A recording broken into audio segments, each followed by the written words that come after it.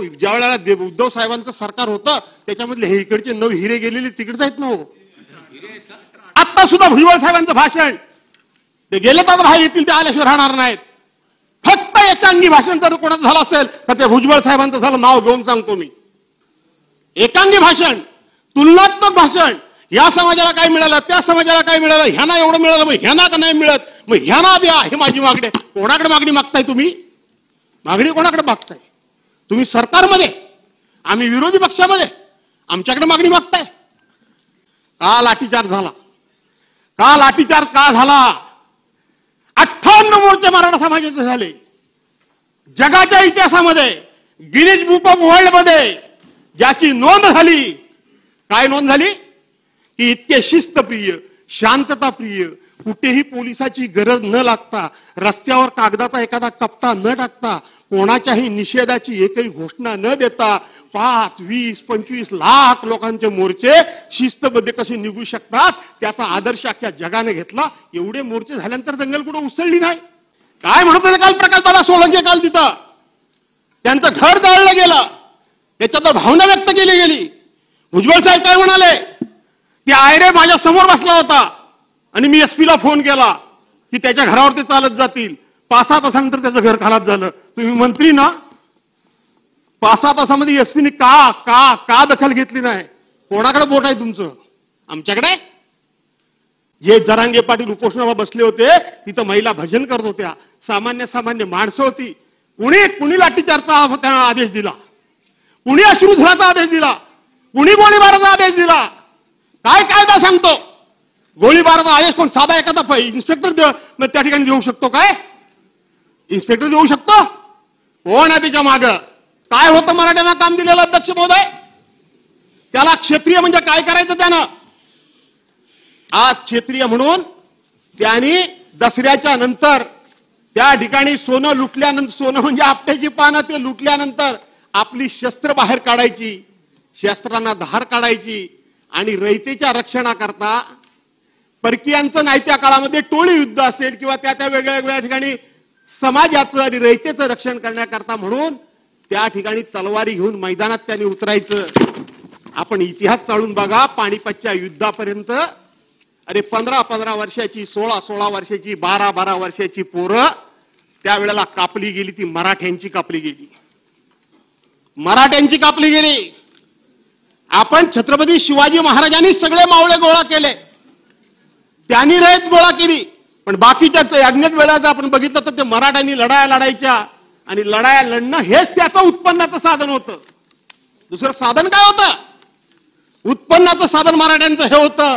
आणि त्यांनी स्वतःच्या माना कापून घ्यायच्या आणि आम्ही रयतेचे रक्षण करते ही बिरुदावली मिरवायची.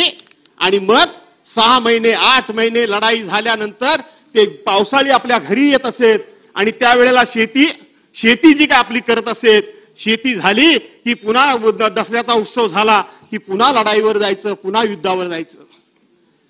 स्वातंत्र्य मिळेपर्यंत नाही, या देशामध्ये इंग्रज येईपर्यंत किमान लढाई लढणं हे मराठ्यांचं उत्पन्नाचं तरी साधन होतं. पण इंग्रज ह्या देशामध्ये आले आणि इंग्रजांनी बघितलं आणि हेरलं. आणि इंग्रज खूप चाणाक्ष होते, आपल्या सर्वांना माहित आहे. त्यांनी बघितलं या मराठ्यांना जर आपण अशा पद्धतीनं सैन्य दलामध्ये जर प्रमुख म्हणून ठेवलं तर हे मराठे कधी जर उलटले तर आपल्याला सुद्धा कापून काढतील.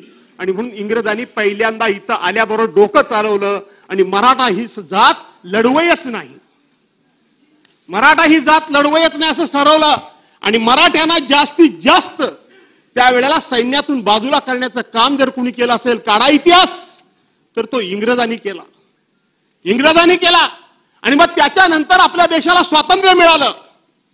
स्वातंत्र्य मिळाल्यानंतर लढाई हातातली तलवारी घेऊन लढायचा हा विषय संपलेलाच होता.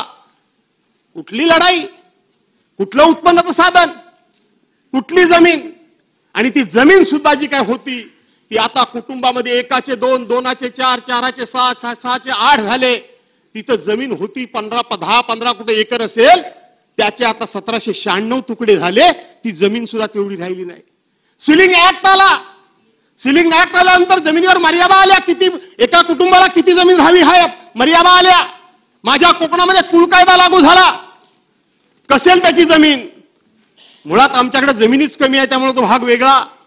एखादाच कोणतरी असा असेल जो माझ्यासारखा माझ्या वाडवडिलांना 7 गाव इनाम मिळाली म्हणून आमच्याकडे जमीन असेल, पण ती सुद्धा आता कुटुंब वाढल्यामुळे कमी कमी झाली. बाकीच्यांच्याकडे तर कोकणात जमीनच नाही. 5 गुंठ्या म्हणजे 25 खातेदार.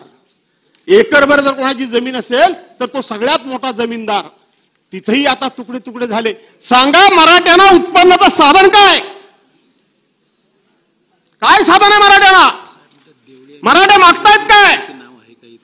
जो तो म्हणतो मराठे राजकारणामुळे ह्या पदावर होते, त्या पदावर होते, इतके वर्ष मुख्यमंत्री होते, तितके वर्ष मुख्यमंत्री होते. मुख्यमंत्री पद हे उत्पन्नाचं साधन आहे का समाजसेवेचं साधन आहे? कसलं साधन आहे? आणि अशा पद्धतीने मुख्यमंत्री 5दा झाले म्हणजे सगळा समाज श्रीमंत झाला की काय? समाजामधले 4-2 जण श्रीमंत असतील म्हणजे सगळा समाज श्रीमंत झाला की काय? मराठ्यांना उत्पन्नाचं साधन काय ते सांगा. काय मागतायत काय मराठे? मराठे फक्त एवढंच मागतायत की आम्हाला शिक्षणामध्ये आरक्षण द्या आणि आम्हाला नोकरी धंद्यामध्ये आरक्षण द्या. ते राजकारणामध्ये आरक्षण मागतच नाहीये. मागतायत? कुणी मागितलंय? कुणी मागितलंय? कुणीही मागितलेलं नाही. शिक्षणामध्ये द्या आणि आम्हाला नोकरीमध्ये आरक्षण द्या. 1967 सालापासून 1981, 1995 वेगवेगळे खत्री आयोग असेल, बापट आयोग असेल, त्याचा उल्लेख सर्वांनी केला. मी पुन्हा पुन्हा उल्लेख करणार नाही. पण 2014 साली काँग्रेस राष्ट्रवादी काँग्रेसच्या सरकारनं कमीत कमी तिथून सुरुवात तरी केली. सुरुवात केली पण अजून त्याचा शेवट झालेला नाही. ते तुमच्यापर्यंत आले की माझ्यापर्यंत आले, माझ्यापर्यंत आले की त्याच्यापर्यंत आले. द्या सोडून. काय उत्पन्नाचं साधन त्या समाजाला तेवढं सांगा. काही साधन नाही त्या समाजाला उत्पन्नाचं.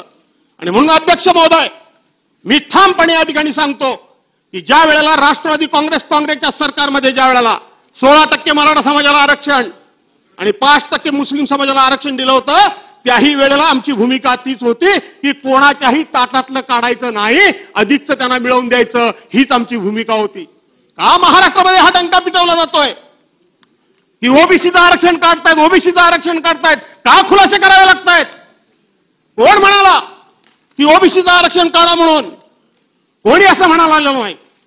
मराठ्यांना आरक्षण मिळालं पाहिजे, होय मिळालं पाहिजे, या मताशी आम्ही सगळेच ठाम आहोत. कोणत्या मार्गाने मिळवायचं, जनगणना करून द्यायचं, ईडब्ल्यूएस मध्ये 10% मिळालं त्याच्यामध्ये 10% भर टाकायची की काय करायचं हे सरकारने ठरवायचंय. सरकारबरोबर आम्ही आहोत.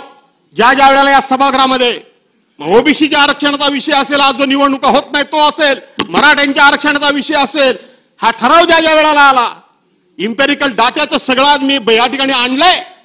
5 जुलैला याच सभागृहामध्ये म्हणजे मुंबईमध्ये. आज हे भुजबळ साहेब इकडून तिकडे बोलतायत, त्यावेळेला ते काय बोलले, त्यांची आणि देवेंद्र फडणवीसांची जुगलबंदी कशी झाली, तो शब्द निशब्द मी इथं आणलाय. पण आज मी त्या विषयात जाऊ इच्छित नाही अध्यक्ष महोदय. ज्या ज्या वेळेला अशा प्रकारचे ठराव सभागृहामध्ये करायची वेळ आली त्या वेळेला एका ओळीचा ठराव जे कोणी राज्याचे प्रमुख असतात ते वाचतात आणि सर्व एक मुखाने त्याला पाठिंबा देतात आणि एक मुखाने ठराव केंद्र सरकारकडे पाठवण्याची प्रथा या राज्यामध्ये आहे. मग तो ठराव काँग्रेसने मांडलेला, राष्ट्रवादीने मांडलेला असू द्या किंवा भाजपाने शिवसेनेने मांडलेला असू द्या, सर्वांनी त्याच पद्धतीने दिले. मग हे कशा करताय सगळं चाललंय? ही समाजामध्ये, ही राज्यामध्ये अशा प्रकारची संशयाची सुई वेगवेगळ्या ठिकाणी का फिरते? कोण फिरवतंय अध्यक्ष महोदय? एकदा कधी स्पष्ट झालं पाहिजे. जर सगळ्यांची भूमिका सारखी आहे हे वातावरण कोण पेटवतंय? कशा करता पेटवतंय? याच्या पाठीवर हेतू काय आहे? आता सुद्धा भुजबळ साहेबांचं भाषण, ते गेले तर बाहेर येतील, ते आल्याशिवाय राहणार नाहीत. फक्त एकांगी भाषण जर कोणाचं झालं असेल तर ते भुजबळ साहेबांचं झालं. नाव घेऊन सांगतो मी. एकांगी भाषण, तुलनात्मक भाषण. या समाजाला काय मिळालं, त्या समाजाला काय मिळालं, ह्यांना एवढं मिळालं, मग ह्यांना का नाही मिळत, मग ह्यांना द्या, हे माझी मागणी आहे. कोणाकडे मागणी मागताय तुम्ही? मागणी कोणाकडे मागताय तुम्ही? सरकारमध्ये, आम्ही विरोधी पक्षामध्ये, आमच्याकडे मागणी मागताय? आमच्याकडे मागणी मागताय? अरे तुम्ही सरकारमध्ये आयुष्यभर जवळजवळ तुम्ही सरकारमध्ये आहात का? हा पराभव कोणाचा आहे? इतके वर्षांतर ह्यांना हे मिळालं नाही, इतके वर्ष त्यांना कोण मिळालं. आम्ही तुमच्या बरोबर आहोत. काल सुद्धा पृथ्वीराज बाबांनी सांगितलं की चला आपण माननीय पंतप्रधानांच्याकडे सगळ्यांनी मिळून जाऊ. कोण नाही म्हणताय, पण त्यांचं कसं चाललं होतं, आम्हाला पाहिजे ते तुम्ही द्या आणि तुम्हाला पाहिजे ते तुम्हीच घ्या. हे कसं काय शक्य आहे? मंत्रिमंडळामध्ये तुम्ही मंत्रिमंडळाचे सदस्य आहात, सिनियर आहात, तुमच्या शब्दाला किती वजन आहे ते मला चांगलं माहिती आहे. इथं व्यक्तिगत विषय घेऊन आम्ही सभागृहाचा उपयोग करून घेणार आहोत का? सामुदायिक विषय मांडला पाहिजे, सामाजिक विषय मांडला पाहिजे, सर्वसमावेशक विषय मांडला पाहिजे. या सभागृहातून कुठल्याही प्रकारचा असा संदेश जाता कामा नये की व्यक्तिगत मी ह्या घटकाचा प्रतिनिधी आहे, तू त्या घटकाचा प्रतिनिधी आहेस, ह्याची बाजू ह्याने घेतला आणि त्याची बाजू त्याने घेतला. काय घडवायचं काय? काय घडवायचं काय महाराष्ट्रामध्ये तुम्हाला? या महाराष्ट्रामध्ये 6 महिन्यापूर्वी कधी नव्हे त्या 9 जातीय दंगली झाल्या, त्याचं कुठे ते कनेक्शन नाही इथं. 9 जातीय दंगली झाल्या, ज्या शाहू महाराजांनी सामाजिक समतेचा धडा आणि सामाजिक समता म्हणजे काय असते त्या सगळ्या समाजाला जो न्याय दिला, त्या शाहू महाराजांच्या कोल्हापूरमध्ये सुद्धा जातीय दंगल होते. हे कधीच घडलं नव्हतं. हे कधी आली होती ना बाहेरून लोक? हे कसं घडू शकतं? काय याच्या पाठीमागं? त्यातला तो एक भाई मला वाटतं पाठ पुरा झाला नाही म्हणून दुसरं पाणी या ठिकाणी उलटलं गेलंय की काय समाजाच्या नावाखाली. याचा सुद्धा शोध राज्य सरकारने घेतला पाहिजे, राज्य सरकारने घेतला पाहिजे. मनोज जरांगे पाटलांची मी बाजू घेत नाही. काल इथं अशोकराव चव्हाणांनी सांगितलं की त्यांच्या आयुष्यामध्ये 35 आंदोलनं त्यांनी केली. 35. आम्हाला वाटलं होतं काल परवाच्या ह्या सगळ्या प्रकारानंतर मनोज जरांगे पाटील तोपर्यंत आमच्यासारख्याला कोण होते माहितच नाही. खरं सांगायला गेलं तर का लाठीचार्ज झाला? का लाठीचार्ज का झाला? 58 मोर्चे मराठा समाजाचे झाले. जगाच्या इतिहासामध्ये गिनीज बुक ऑफ वर्ल्ड मध्ये ज्याची नोंद झाली, काय नोंद झाली की इतके शिस्तप्रिय, शांतताप्रिय, कुठेही पोलिसाची गरज न लागता, रस्त्यावर कागदाचा एखादा कपटा न टाकता, कोणाच्याही निषेधाची एकही घोषणा न देता 5, 20, 25 लाख लोकांचे मोर्चे शिस्तबद्ध कसे निघू शकतात त्याचा आदर्श अख्ख्या जगाने घेतला. एवढे मोर्चे झाल्यानंतर दंगल कुठं उसळली नाही? एवढी दंगल झाल्यानंतर उसळली नाही. काय सांगताय काय तुम्ही? काय म्हणत होते काल प्रकाशदादा सोळंके? काल तिथं त्यांचं घर जाळलं गेलं, त्याच्यात भावना व्यक्त केली गेली. भुजबळ साहेब काय म्हणाले की आयरे माझ्या समोर बसला होता आणि मी एसपीला फोन केला की त्याच्या घरावर ते चालत जातील. 5-6 तासानंतर त्याचं घर खालास झालं. तुम्ही मंत्री ना, 5-6 तासामध्ये एसपीने का का का दखल घेतली नाही? कोणाकडे बोट आहे तुमचं? आमच्याकडे. काल प्रकाशदादा सांगत होते, मीही ते टीव्हीत स्वतःहून बघितलंय. त्यांच्या घराभोवती अनेक पोलीस होते आणि त्यांचं घर जाळलं जात होतं, दगड फेकले जात होते, काय काय केलं होतं आणि पोलीस पाठीवर हात बांधून घेत होते. कुणी त्यांचे हात कुणी बांधले होते? हात कुणी बांधले होते? जे जरांगे पाटील उपोषणाला बसले होते तिथं महिला भजन करत होत्या, सामान्य माणसं होती. कुणी लाठीचार्जचा आदेश दिला? कुणी अश्रुधुराचा आदेश दिला? कुणी गोळीबाराचा आदेश दिला? काय कायदा सांगतो? गोळीबाराचा आदेश कोण साधा एखादा इन्स्पेक्टर त्या ठिकाणी देऊ शकतो? काय इन्स्पेक्टर देऊ शकतो? कोण आहे त्याच्या मागं? हे खरं महाराष्ट्राला कळलं पाहिजे. ही एवढी घरं यांची जळेपर्यंत पोलीस कारवाई करत नाही. आणि काय जरांगे पाटलांच्या त्या आंदोलनामध्ये पोलिसांना मार पडला. अरे त्याला कव्हर फायर म्हणतात, कव्हर फायर. ही कव्हर फायर आहे. पोलिसांना मार पडला नसेल असं माझं म्हणणं नाही. पहिली सुरुवात कुणी केली ती शोधा. त्या ठिकाणी भजन पूजन करणाऱ्या महिला, वर्ष 1.5 वर्षाची बालकं जखमी कशी झाली? दुसरी गोष्ट, 40 दिवस झाले ते म्हणतात अजून कोणाला अटक केलं नाही, कोणावर गुन्हा दाखल झाला नाही. खरं जर असेल तर मनोज जरांगे पाटलांच्या वरती इथं गृह खात्यातर्फे 4 दिवस झाले नाहीत, 2 दिवस झाले नाहीत, त्यावेळेला आम्ही 307चा गुन्हा दाखल करणार आहोत, 353चा गुन्हा दाखल करणार आहोत. या मुलाखती झाल्या की नाही झाल्या? कोण जाणार आहे? आता हे जे काय सांगतात की त्यांनी जायला पाहिजे होतं दवाखान्यात, त्यांनी जायला पाहिजे होतं पोलीस स्टेशनमध्ये, कोण जाईल? स्वतःच्या हाताने स्वतःचा पुरावा निर्माण केल्यासारखं होईल. हे बघा मला पोलिसांनी मारले, मला लागले, याचा अर्थ तू होतास, पकड याला. कधीही कुठेही दंगल झाली, जातीय दंगल झाली, समाजामध्ये दंगल झाली तर कोणती कलम कधी लावली जातात याचा दुरान्वयाने पहिल्यांदा उल्लेख केला जात नाही. कायद्यामध्ये तरतूद ही आहे की पहिल्यांदा सामाजिक शांतता होऊ द्या आणि मग नंतर आयडेंटिफाय करून सगळ्यांना शोधून त्यांच्यावर कलम काय लावायची ती लावूया. इथं तर मला हा पहिलाच वेगळा प्रकार दिसला की अगोदरच कलम जाहीर. कोण येईल? कोणी येणार नाही. पण याने शांतता मिळणार नाही. काल अशोकराव चव्हाणांनी सांगितलं ते बरोबर सांगितलं. एक सामान्यातला सामान्य माणूस ज्याला काही मिळवायचं नाही, त्याने फक्त आणि फक्त समाजाचा विश्वास पाठीशी निर्माण केला आहे, तो समाज त्याच्याकरता काहीही करायला तयार होईल. त्याला राजकीय फायदा काहीच उठवायचा नाही. आणि आता तर राजेश भैयाने सांगितलं की माझ्या कारकिर्दीत सुद्धा हा माणूस सातत्याने 190 दिवस त्यांनी उपोषण आणि मोर्चे काढले होते. आणि म्हणून अध्यक्ष महोदय, माझी विनंती आहे की सभागृहाचा डेकोरम जो बिघडवायचा प्रयत्न होतोय तो होऊ देऊ नका. सर्वांनी अतिशय दर्जेदार चर्चा केल्या. सर्वांना सामाजिक या ठिकाणी सलोखा पाहिजे. कुठेही वाद नको आहे. मराठा समाज तुम्ही सगळे म्हणता, अरे एकाची इतकी वाईट परिस्थिती आहे. जे आम्ही कोकणातून येतो त्या कोकणामध्ये आम्ही कधी गरिबी म्हणत नाही, आम्ही कधीच गरिबी म्हणत नाही. पण आमच्याकडे एक पद्धत आहे की 7 दिवस जेवायला नसलं ना तरी बाहेरून जेव्हा घरातून येईल तेव्हा 5 वर्षाचं बरणीतलं शिळं तूप कुठलं तरी मिशीला लावून येणार. म्हणजे तेल पण नाही भाजीत टाकायला. रुबाब काय आमचा की आम्ही या ठिकाणी मिशीला पीळ भरून येतो हे दाखवतो. पण घरात परिस्थिती काय असते ती प्रत्येकाला माहिती आहे. आम्ही नशीबवान आहोत. आमच्याकडे कोणी कर्ज काढत नाही. सावेजी कोणीच काढत नाही. आम्ही कर्ज काढत नाही. आमच्याकडे कुठलाही मुलीबाळींच्या लग्नामध्ये आम्हाला हुंडा द्यावा लागत नाही. आम्ही कोणाकडनं घेत नाही. आम्हाला द्यावा लागत नाही. तुमच्या मराठवाड्यात विदर्भात मी ऐकलंय, खरं असेल तर रागवू नका माझ्यावर. शिपाई जर नवरा जर एखाद्या मुलीला मिळाला तर त्याचा हुंड्याचा रेट ठरलेला आहे. क्लार्क मिळाला तर त्याचा हुंड्याचा रेट ठरलेला आहे. साहेब मिळाला तर त्याचा आणखीन हुंड्याचा रेट ठरलेला आहे. माझ्या कोकणामध्ये हे नाही. माझ्या कोकणामध्ये सर्वसाधारणपणे दोघे एकत्र बसतात. किती लाखात लग्न होईल? 5-7 लाख रुपये. चला अर्धे दोघांनी करूया. दोघांनी करूया. दोघांची शक्यता नसली तर मी आता म्हटल्याप्रमाणे एखादा क्लार्क असेल, साहेब असेल तर लगेच 4 लोक म्हणतात काय करायचे तुला मुलीकडचे पैसे, तू एवढा पगार घेतोस ना, सगळा खर्च तूच कर.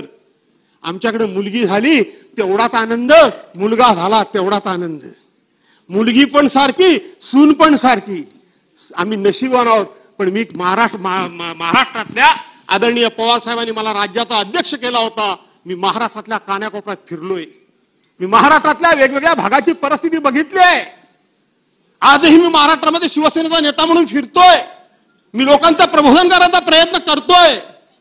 पण इतकी मराठा समाजाची परिस्थिती वाईट आहे की सांगता येत नाही आणि सहनी होत नाही. ही परिस्थिती आहे. आणि म्हणून अध्यक्ष महोदय, मी फार भाषणाची लांबड लावत नाही.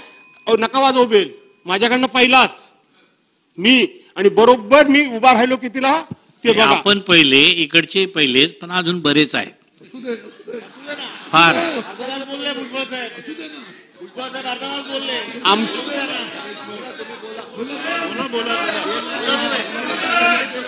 हा बोला.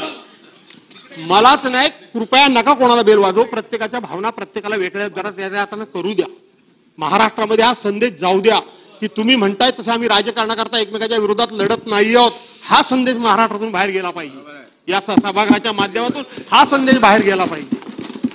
कोण जर एका दुसरा प्रयत्न करत असेल त्याला काय फार सभागृह महत्व देणार नाही. आणि म्हणून अध्यक्ष महोदय, मी सगळं आणलंय. मी अगदी थोडक्यातच आटोपणार आहे, कारण सगळं मी सांगितलं. 102ची घटना सांगितली, 103ची सांगितली, 105ची सांगितली. त्याच्याबद्दल डिटेल्समध्ये कशाला बोलायला पाहिजे. 1965 सांगितलं, 81 सांगितलं, त्यानंतर 2014 सांगितलं, सगळं सांगितलं. याचा उल्लेख पुन्हा नुसती या ठिकाणी उल्लेख केला त्याचा अर्थ माझ्याकडे ही सगळी माहिती आहे. इम्पेरिकल डाटा म्हणजे काय त्याच्यावर झालेला डिबेट तोही मला माहिती आहे. हे मगाचपासून ह्यांनी दोष दिला, त्यांनी दोष दिला.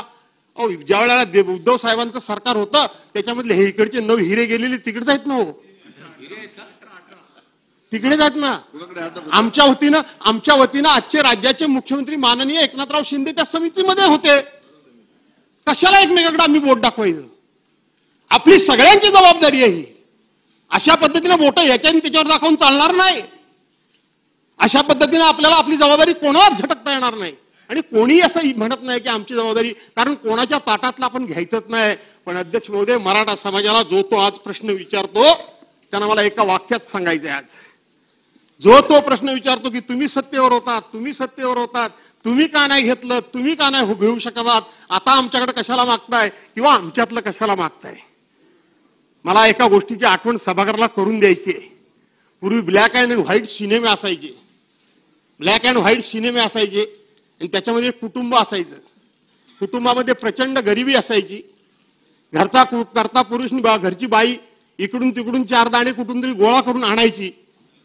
4 दाणे गोळा करून आणायची आणि ते शिजवायची. अब्दुल साहेब मंत्री महोदय ती शिजवायची आणि ती घरची माऊली जी प्रमुख असायची ना ती सगळ्यांच्या ताटात वाढायची. आपल्या पोरा बाळांच्या नवऱ्याच्या नाही आणखी सासू सासरे कोण असेल त्याच्या ताटात ती वाढायची. संपूर्ण पातेलं रिकामं व्हायचं आणि त्यांना ती बाहेर पाठवायची आणि नंतर ती माऊली ते रिकामं पातेलं घ्यायची आणि कुठेतरी साईडला चिकटलेली शीतं जर असतील तर ती शीतं गोळा करून त्याच्यामध्ये पाणी ओतून ते प्यायची आणि पोट भरल्याचं समाधान करायची. आमची अवस्था तीच आहे. आम्ही रयतेचे पालन करते. आम्ही रयतेचे उद्धार करते. आम्ही रयतेचे रक्षण करते.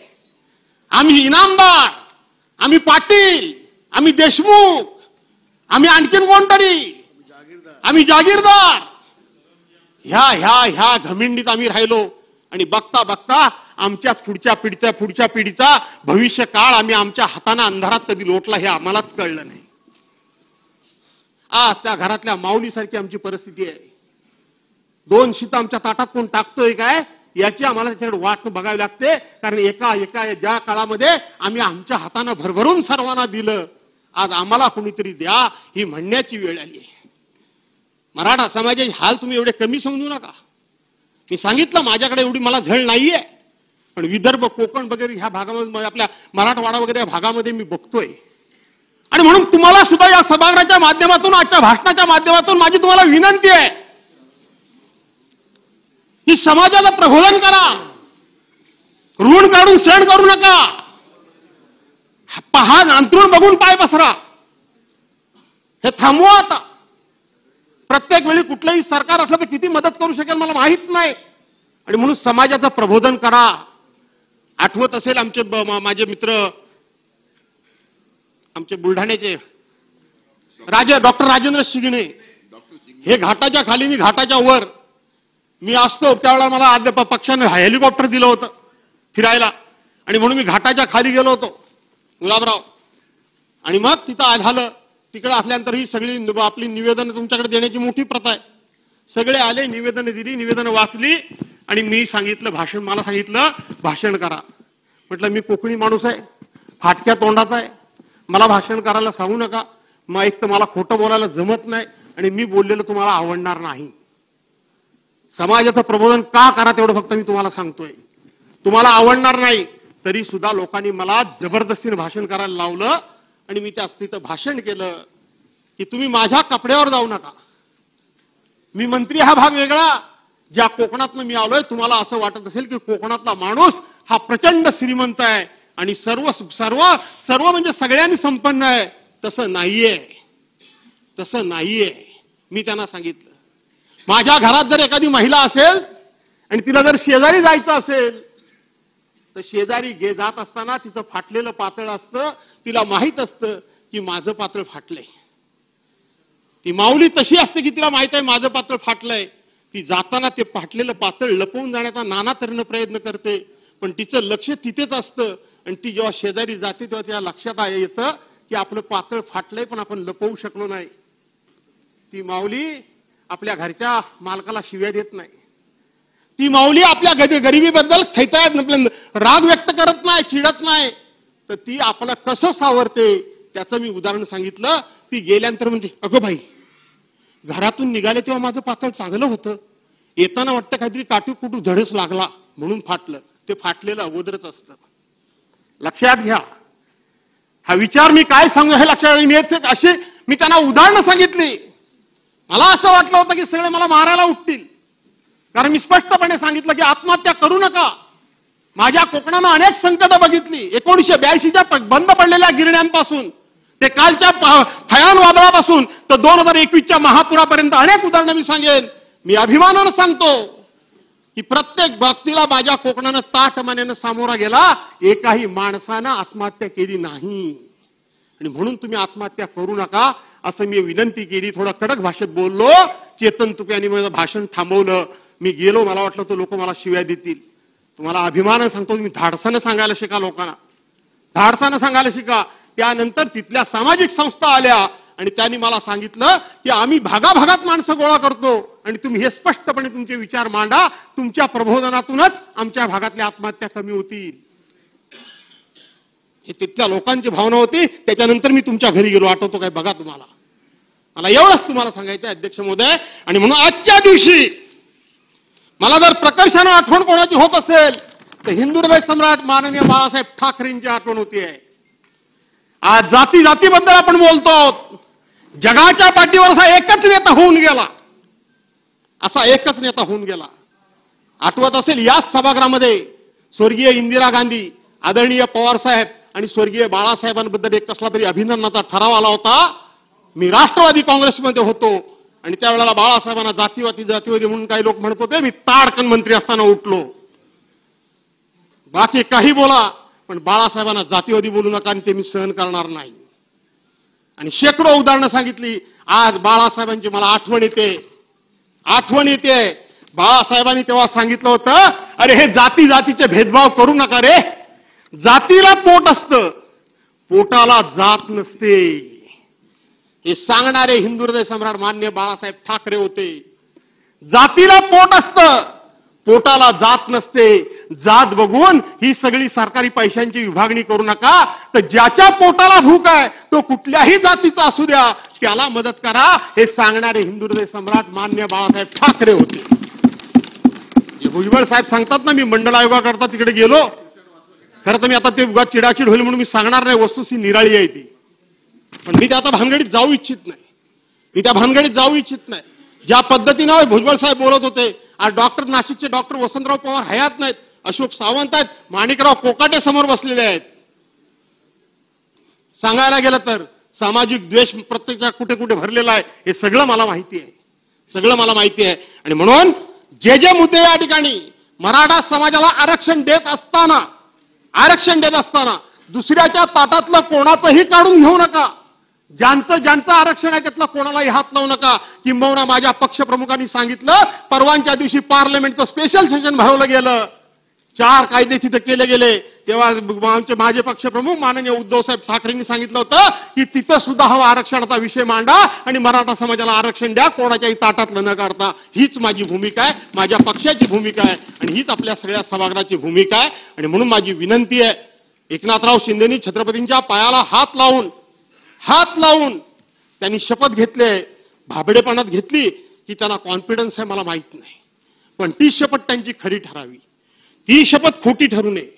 ज्या दिवशी त्यांची शपथ ही खरी ठरेल त्या दिवशी आमचे राजकीय काही मतभेद असले तर पहिला हार घेऊन माझ्या पक्षाच्या वतीनं मी येईन. हे मी तुम्हाला सांगतो. द्या आरक्षण मराठ्याला, द्या, पण सावध राहा. तुम्हाला कोण क्रेडिटचा आहे तर काहीतरी भाग येतोय असं मला वाटतंय. ह्याचं क्रेडिट कोणाला कुठलं जाईल त्यापासून सावध राहा. नुसतेच फक्त असे उंडरून जाऊ नका अशी विनंती करतो. आणि इथं जो 293चा प्रस्ताव आला, मराठा समाजाला आरक्षण असेल, धनगर समाजाला असेल किंवा अन्य कोणकोणत्या समाजाला असेल, त्यांना आरक्षण देण्याकरता पाठिंबा जाहीर करतो. आणि मराठा समाजाला जरूर आरक्षण द्या आणि ते मिळावं आणि ते मिळेल अशी आई जगदंबेच्या चरणी प्रार्थना करून एक थांबतो. जय हिंद, जय महाराष्ट्र.